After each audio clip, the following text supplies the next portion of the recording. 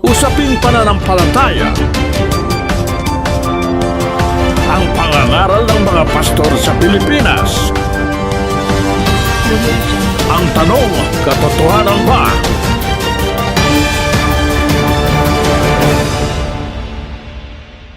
Ang mapapanood ninyo, ito ay mga pangangaral ni Brad Eli Soriano.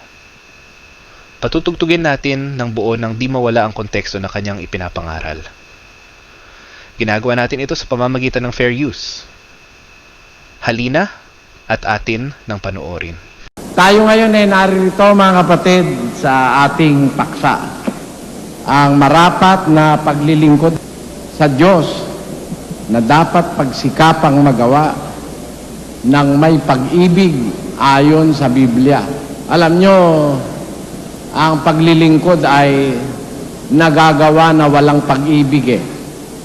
Parang yung isang nagtatrabaho sa isang kumpanya, pwede niyang magawang maglingkod na walang pag-ibig. Ibig sabihin, paglilingkod na naghihintay ng oras, minsan hindi pa ora ng retiro, titigil na siya sa trabaho na nakasimangot, wala sa loob yung ginagawa dahil walang pag-ibig. Yun.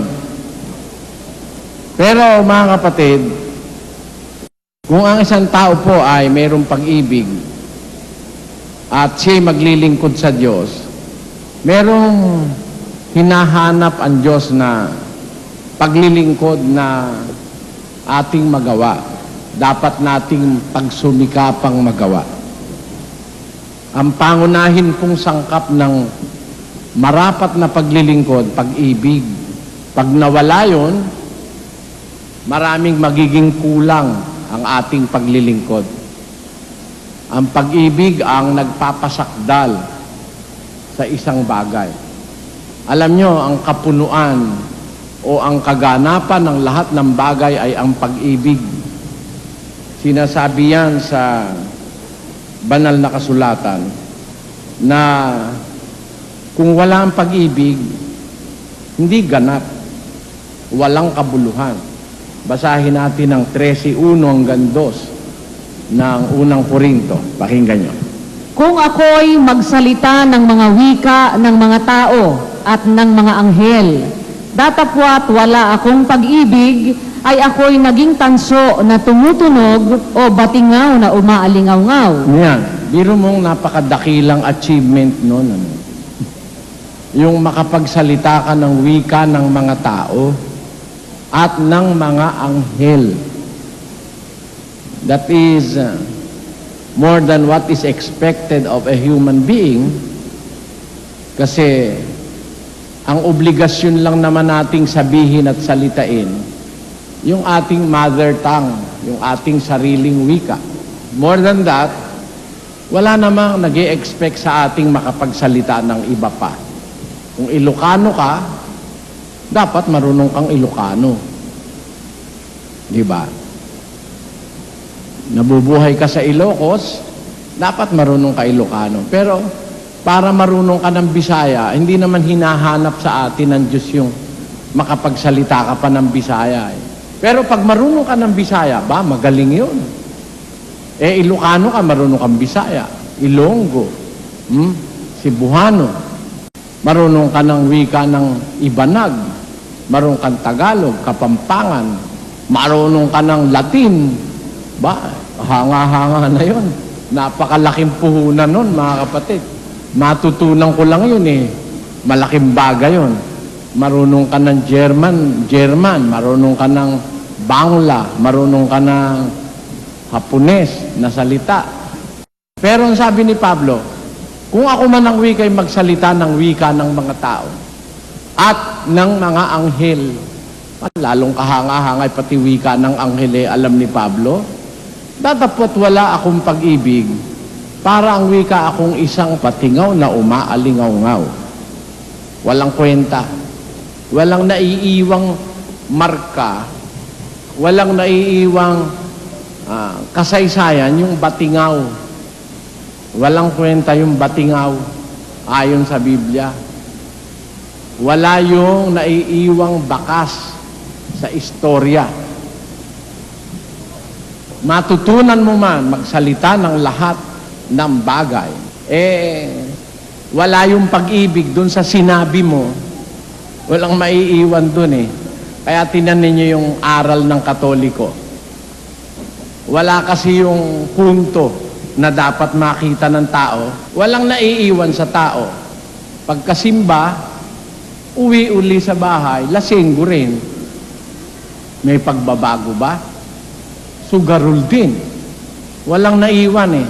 Umalingaw yung batingaw na walang naiwan kahit ano. Parang ganun yung nagsasalita na walang pag-ibig. Walang maiiwan sa makakarinig. Mga kapatid. Nakuha niyo yung punto ron? Naging ako'y parang batingaw na umaalingaw-ngaw. Yan. Kaya alisin mo ang pag-ibig, walang kwenta ang lahat ng salita na sasabihin ng isang tao. Salita ng tao, salita ng anghel, minus charity o agape o love.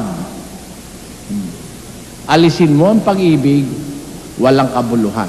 Meron pa siyang itinuloy na sinabi. Tuloy pa natin. At kung magkaroon ako ng kaloob na panghuhula at maalaman ko ang lahat ng mga hiwaga at ang lahat ng mga kaalaman.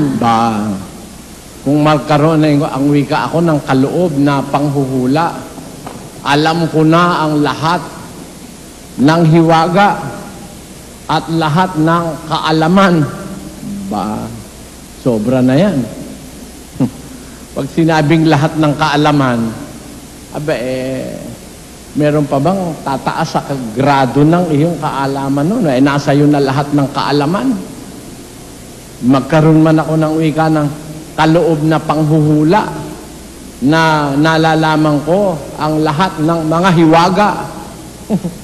Wala nang hiwagang hindi niya alam. Alam niya na lahat ng hiwaga. Ano pa? At kung magkaroon ako ng buong pananampalataya, na ano pa't mapalipat ko ang mga bundok. Biro mo yun. Meron na siyang buong pananampalataya. Buong kaalaman. Buong hiwaga. At sa pananampalataya niya, mapapalipat niya na ang mga bundok. Datapwat Wala akong pag-ibig, ay wala akong kabuluhan. Ayan, walang kabuluhan. So, kung merong mga bagay na makabuluhan, things that are considered great, it must be seasoned with love. Kailangan to make a thing great and for it to be appreciated by God, kailangan may kalakip yan na pag-ibig.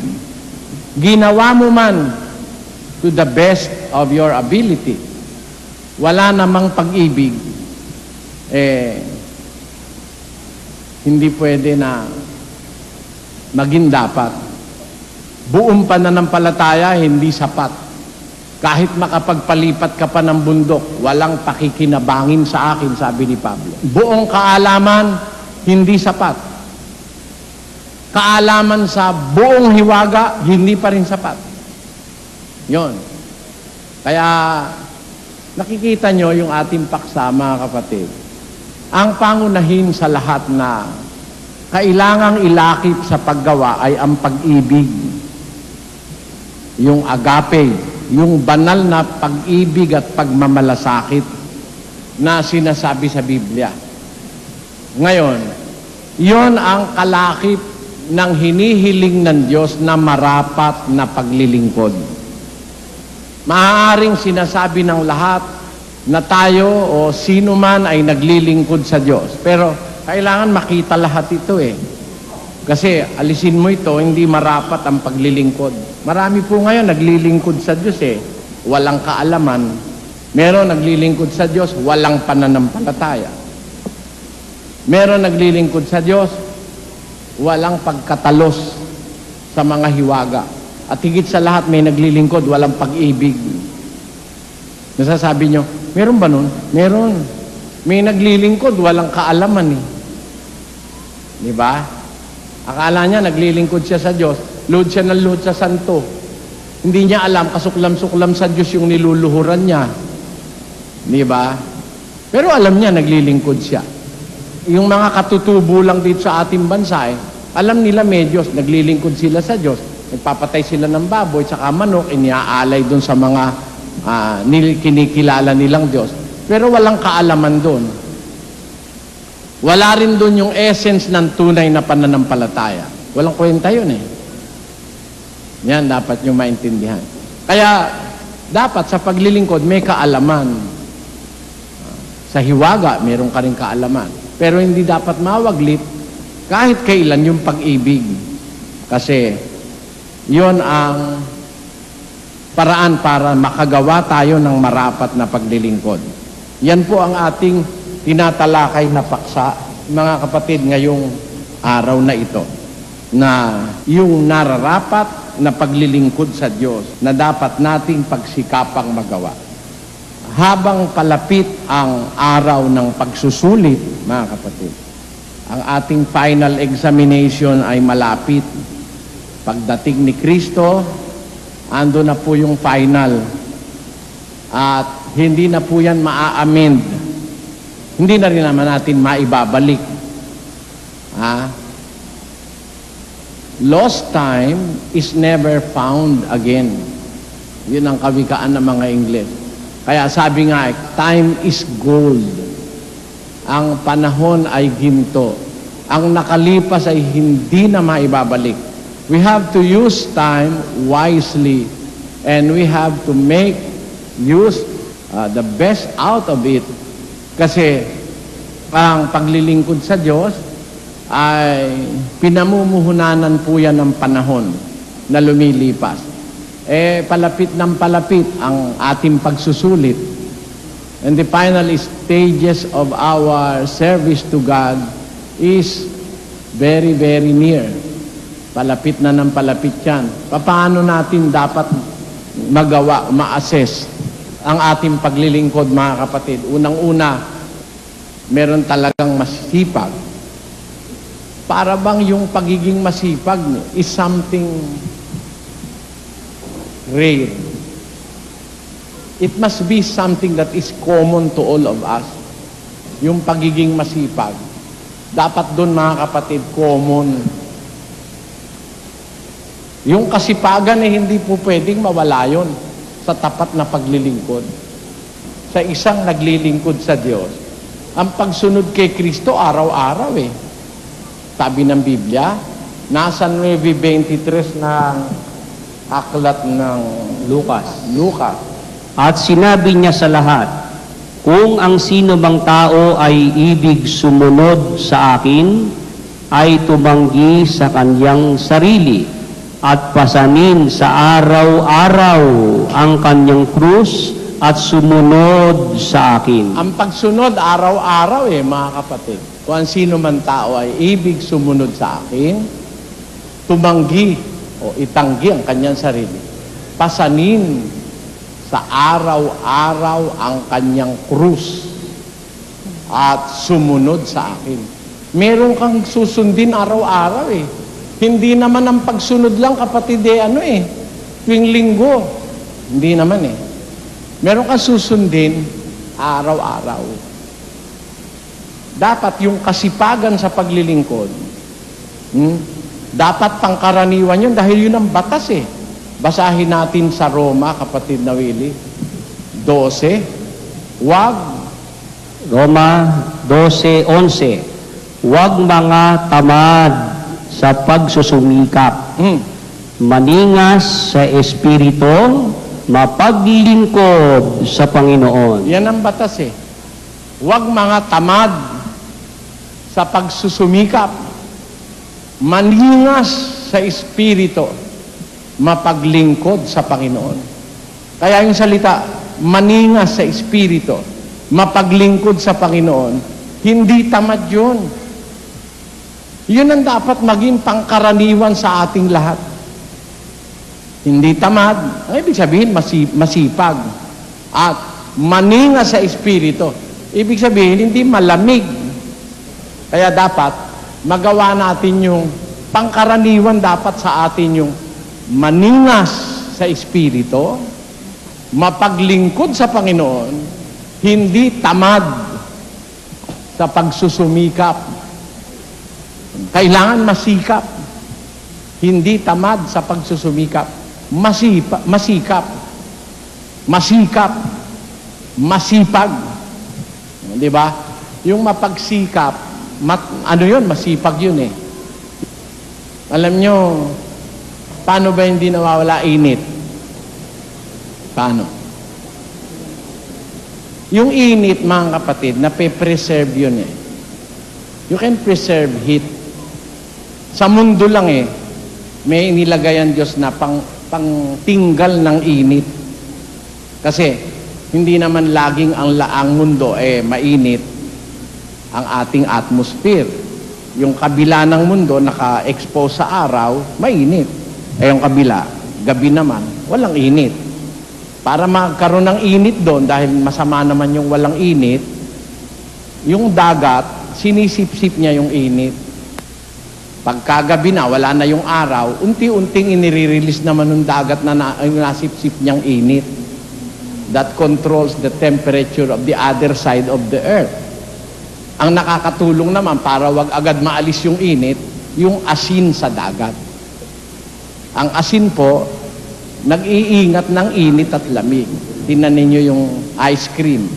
Lalagyan ng asin yung yelo para maingatan yung pagkawala ng lamig.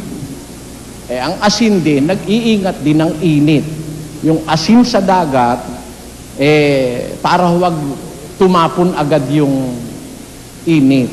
Kaya yung nakolektang init nung dagat, pag gabi na wala na yung araw dun sa lugar na yon, unti-unti niyang i-release yun. Namamantini yung init doon sa lugar na yon. Kasi pag wala yon, magyeyelo naman yung kabila. Ganyan ang nakikita natin sa mundo. Ano ibig ko sabihin? May paraan ng Diyos para yung init ma-preserve o huwag mawala. Yung init ng pananampalataya, yung pagiging maningas sa espiritu, na ipipreserve yan within our being sa ating pagkatao. And sa pamamagitan yan, nung constant na paggagatong. Sabi ng kawikaan, sa kakulangan, basahin natin, 26:20, sapagkat sa kakulangan ng gatong ay namamatay ang apoy. ayan, sa kakulangan ng gatong, namamatay ang apoy. Tama naman yun, di ba mga kapatid? Tutol ba kayo ron? Sa kakulangan ng gatong, namamatay ang apoy. Para wag mawala yung apoy, gagatungan mo. Malapit na maubos. Gatong. Gatong. O ano naman ang ibig sabihin niyan sa espiritual? 5:23. Siya'y mamamatay sa kakulangan ng turo. Ayon. Mamamatay ang tao sa kakulangan ng turo at At sa kadahilanan ng kaniyang pagkaulol ay maliligaw siya. ayan. Kaya para ma-preserve naman yung init, dapat gatungan. Alin yung alin ang dahilan bakit namamatay? Mamamatay sa kakulangan ng turo. Dapat kailangan turo ng turo. Tanyo sa atin, kinukulang ba kayo ng turo, mga kapatid? Ngayon nga, 4 yung paksa natin 4. Ito lang ang pinili nyo. Pero 4 yun. Ibig sabihin, wala naman tayong kulang sa turo Kasi, nandito lahat ng kabutihan Kung ikaw ay taong mabuti, kung saan nandun yung kabutihan, doon ka. Parang yung gamo-gamo, ikamatay niya man, kung asan yung liwanag, yun ang gusto niya. Di ba? Magtindi ka ng ilaw, andun yung gamo-gamo. Hindi siya namamatay. Patayin mo yung ilaw, magsindi ka naman ng siga. Andun din yung liwanag sa siga. Kahit ikamatay niya, susumpa siya dun sa siga. Ang ibig ko lang sabihin, yung taong mabuti, Kung saan nandun ang kabutihan, doon yun mag-i-stick. Bakit kumakalas ka? Kasi hindi ka mabuti. Diba? Ang mabuti, nandun umi-stick sa mabuti. Wala naman kayong aral na iglesyang mapupuntahan kapareho ng aral na ating pinagsasama-samahan mga kapatid. Wala namang ganun. Kahit maglibot kayo. Kasi, kaya ko alam, pinag-aralan ko lahat ng mga doktrina ng mga relihiyon Mga doktrinang mali-mali. Wala namang kagaya ng ating pinag-aaralan dito. Kaya makikita natin ang test o ang pansubok sa isang taong mabuti, kahit nga si Pedro nga, sabi sa Panginoon umalis yung 70, natisod kay Kristo dun sa kanyang itinuro. Lumayas, naiwan yung 12. Sabi ni Kristo sa 12, kayo, gusto nyo ring umalis? Ano ang sabi ni Pedro? Panginoon, saan kami pupunta? Ikaw lamang ang may salita ng buhay na walang hanggan. Di ayaw umalis. Kahit ano pa yung katitisuran, nandyan lang ang salita ng buhay na walang hanggan. Ba't aalis ka? Ba't ka umaalis? Kasi wala sa'yo yung katangian ng pagiging matwid. Ang maraming mga tao, miski sa umpisa, ay naniniwala, it paid. Yung paniniwala, nawawala. Yung pananampalataya, humuhupa. Yung pag-ibig, lumalamig. Yun ang nakakatakot. Mga kapatid, alam niyo kung bakit? Yun ang hula ng Biblia. Sabi sa Mateo, pakinggan niyo, 24:12. At dahil sa pagsagana ng katampalasanan, ang pag-ibig ng marami ay lalamig. Ayun. May pag-ibig yan Pero pagsagana ang wika ng katampalasanan, ang pag-ibig ng marami ay lalamig. Gatungan mo. Ang gatong aral. Ang panggatong para wag lumamig, aral. Meron talagang nanlalamig pa ang pag-ibig. Pakinggan nyo sa Apokalipsis Babasa tayo sa Kapitulo 2. Ganito ang sabi.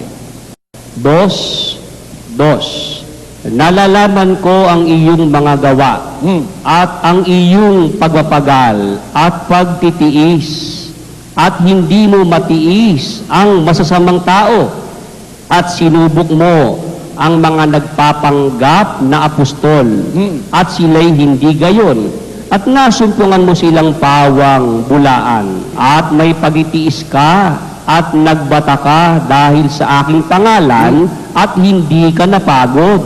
Ngunit mayroon akong laban sa iyo. Alin yun? Na iyong iniwan ang iyong unang pag-ibig. Kita nyo?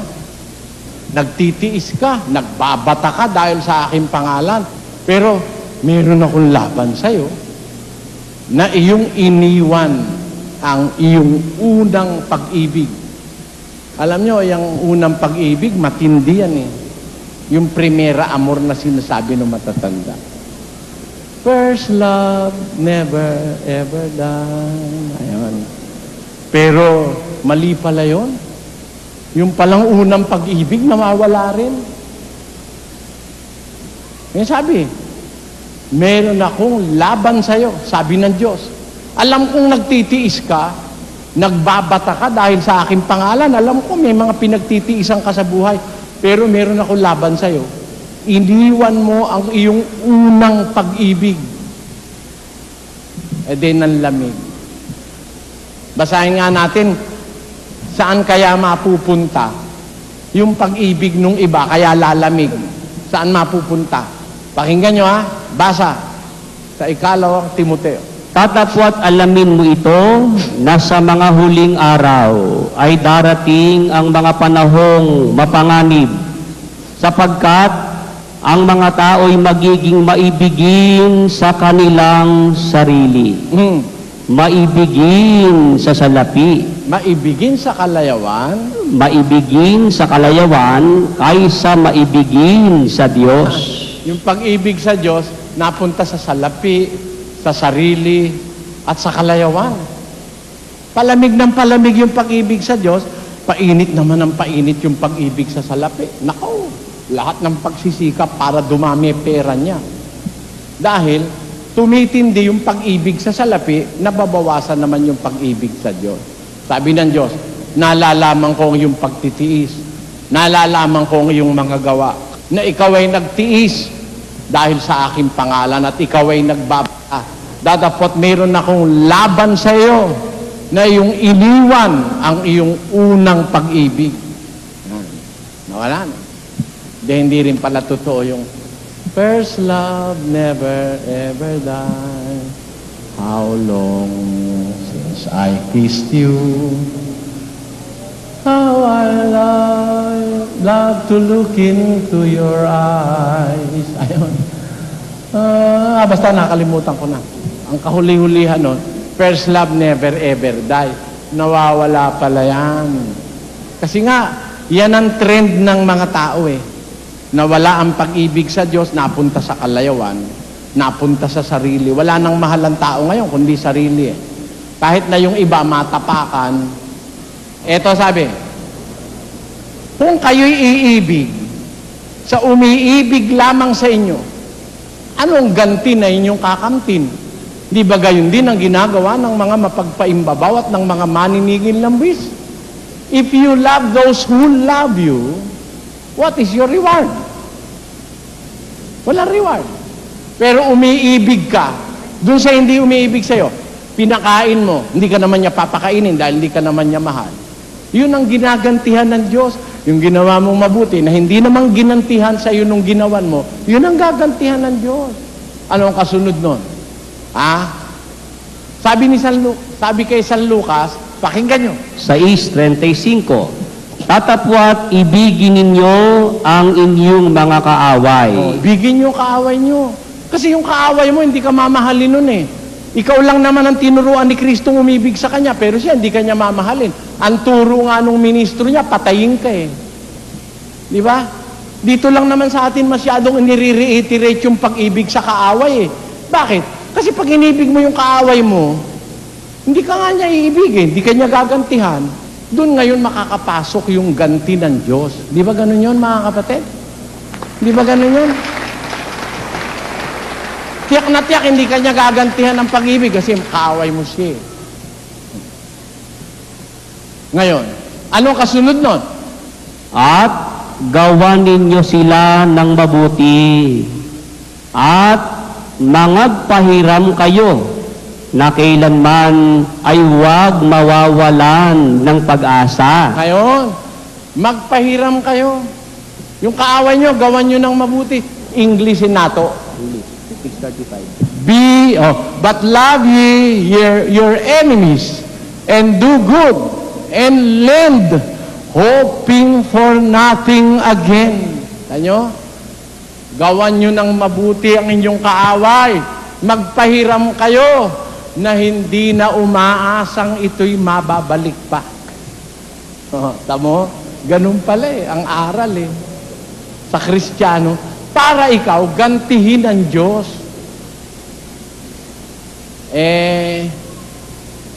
Ang tao, kuminsan, yung paglilingkod ng tao, nasa sa panganib, nawawala yung pag-ibig eh. Unti-unti, palamig ng palamig. Para lang yung pag-ibig ng asawa na walang pagkilala sa Diyos. Sa umpisa, sweet na sweet. Sa umpisa, mainit na pagmamahal. Diba? Pagsaluhan natin ang init sa magdamag. Meron, ganun, di ba? Ganun. Magkasuyo moong gabi, magkayakap sa buong magdamag. Ayan. Yan. Ganyan, ano? Sa umpisa yan. Pagka nakatatlong taon na, 2 taon, ayaw na nga magyakap eh. Yayakap yung isa. Mas ka nga siya. Ayan. Lumalamig na yung pag-ibig nun. Kaya pala ganun, mukhang demonyo na ang tingin sa asawa. Meron na siyang ibang anghel. Di ba? Meron na siyang ibang tinitignan na transfer na. Bihira lang naman yung mag-asawang ganito eh. Ha? Parang yung tatay ko at nanay ko nung araw. Pagka naglalakad sa daan, magkaano sila eh. Magka-ganon eh. Yung tatay ko at nanay ko, sumasamba doon sila sa Lulumboy, Bukawi. Papasok sila sa eskinita sa pagsamba, magkaganon. Sabi ng mga taga-Lulumboy, hoy, higpit-higpitan mo't nang baka makawala. Sabi ng ganon. Para bang masama yung mag-asawa ay makitang magka-abrisyete at tatawag dun eh. Masama ba yun? Hindi masama yun. Hindi naman kahalayan yung basahin nga natin.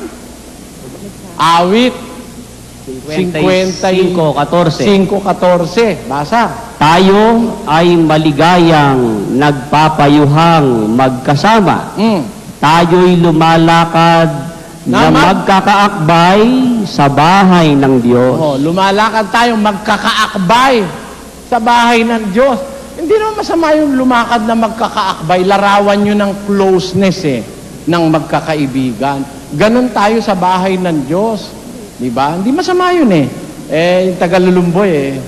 Bihira yung mga ganong mag-asawa na matanda na, sweet pa. Bihira yun. Yun lang talagang maganda eh. Ngayon, ang ibig ko bang ipakita, mga kapatid, sa inyo, no? Gatong ako ng gatong. Dahil sa kakulangan ng gatong, namamatay ang apoy. Siya'y mamamatay sa kakulangan ng turo at sa kadahilanan ng kanyang pagkaulol, maliligaw siya. Kaya, yung paglilingkod, dapat sana sa atin, tayong lahat, masipag. Lalo na, kung inyong namamalas na nalalapit na ang araw. Basahin natin ang Gis 25 ng Ebreo. Na huwag nating pabayaan ang ating pagkakatipon na gaya ng ugali ng iba, kundi mag-aralan sa isa't isa at lalo na kung inyong namamalas na nalalapit na ang araw. Kita nyo, habang palapit ng palapit yung araw, ang tao palamig ng palamig. Kaya ang sabi sa Kristiyano, huwag nating pababayaan ang ating pagkakatipong gaya ng ugali ng iba, kundi mag-aralan sa isa't isa. Kaya mahalaga yung aralan eh. Aralan. Miski nga sa awit lang eh. Pwede tayong mag-aralan eh. Magsiawit. Basahin nga natin ang 3 ng Kolosas. Manahan nawang sagana sa inyo ang salita ni Kristo. Na ayon sa buong karunungan, kayo'y mangagturuan at mangagpaalalahanan sa isa't isa sa pamamagitan ng mga salmo at ng mga himno at mga awit na ukol sa Espiritu. Kayo'y mangagturuan, magpaalalahanan sa isa't isa sa pamamagitan ng salmo at mga himno. Tanyo, nakakapagpaalala yun eh. Kapatid, puso mo'y lakasan sa ating gawang kabanalan. Manalangin sa gabi't araw sa Diyos Ama na lughang banal. At nakakapagpaalala yun eh, di ba? Nakakapagpaalala. Halimbawa, nanlalamig yung kapatid. Kahit lang sa awit, pagkakatipon, kailangan mag-aralan sa isa't isa, lalo na kung malapit na araw. Huwag pababayaan ang pagkakatipon. Tapos, sa pag-awit, mangagturuan kayo, magpaalalahanan kayo sa isa't isa sa pamamagitan ng mga salmo, mga himno, mga awit na ukol sa Espiritu. Nakakapagpaalala yung awit eh. Kung mag-awitan kayo, hindi masama yun eh. Walang lalabaging aral, kundi makalulugod pa sa Diyos, mga kapatid. Sa awitan, nagpapaalalahanan tayo sa isa't isa. nagpapatibay tayo sa isa't isa. Kaya, gawin natin lahat ng paraang ating magagawa para, mga kapatid, huwag lumamig yun. Kasi, sabi sa hula, ang pag-ibig ng marami ay lalamig. Pwede, gatungan natin ang gatungan para wag lumamig, mga kapatid. Di ba? Si Pablo, gabi-gabi. Alam nyo, nung malapit na siyang mamatay, gabi-gabi, 3 taon. Walang katigil-tigil. Daldal siya ng daldal. Basa. Pakinggan nyo sa 20. Gawa 20:31. Kaya nga, kayo'y mangagpuyat na alalahaning sa loob ng 3 taon ay hindi ako naglikat sa gabi at araw ng paalaala sa bawat isa na may pagluha. Nakita nyo? 3 taong walang likat. Ibig sabihin, diretso 3 taon. Hindi siya tumitigil ng pagpapaalaala gabi't araw. Narinig nyo yun, mga kapatid? Maraming salamat sa panonood. Kung nagustuhan ninyo ang bago kong upload, please like, share, and comment. At kung hindi ka pa nagsasubscribe, ay mag-subscribe ka na upang lagi kang ma-notify ng YouTube sa mga bago kong upload.